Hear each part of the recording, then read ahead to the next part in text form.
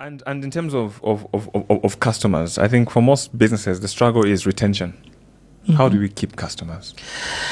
There's a very interesting book, I've forgotten the author, but it says how to retain customers, and if I'm paraphrasing, it says how to retain customers and not lose them. It has become very competitive and very dynamic, and every entrepreneur must invest in studying and understanding consumer behavior. One line that caught my attention in that book says, this time around where we are, in 2023, 21st century, your business, you are not 1 in a million. You are 1 of a million. There's nothing that anybody can do now that makes you 1 in a million. If you have a degree, are you 1 in a million? Not really, you are just 1 of a million. There are million graduates. If you are making ice cream in this era, maybe in the time of our founding father, Mr. Kaunda, Dr. Kaunda and the team, that's why we used to hear that people used to get on a bus to go and eat ice cream somewhere. This time around, just in the neighborhood, there's somebody making ice cream. Bakery, are you 1 in a million? No, you are 1 of a million bakeries. Whatever you are doing, publishing, you are 1 of a million publishers. So we must then understand that competition at that point is very high. There's another book I'll recommend for those who love to read. There's a book, Blue Ocean Strategy, talking about marketing and sales. But here's the thing.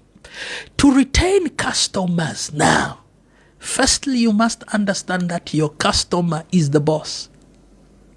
I tell my staff, and I continuously repeat that to them. Oftentimes I would ask them and say, who is the boss here? And they say, the customer.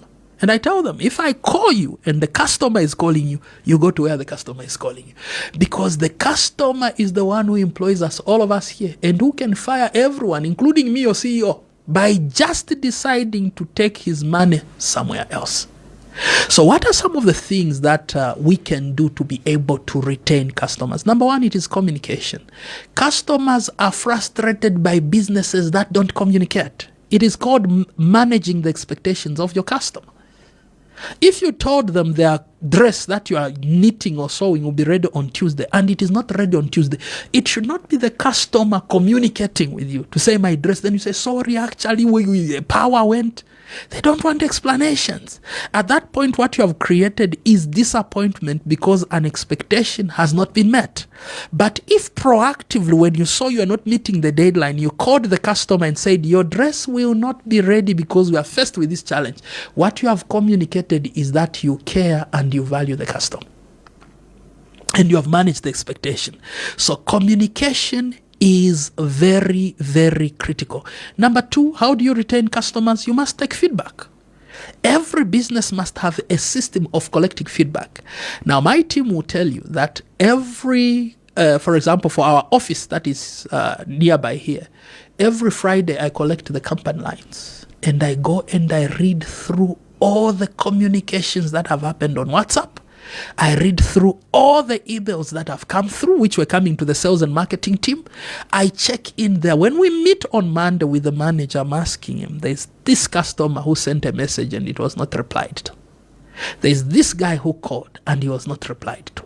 There's this email that was sent. Why was it not replied to? So you must collect feedback, because if you don't give customers what they want, they always have an alternative. Then put value and excellence to what you are doing. One of the greatest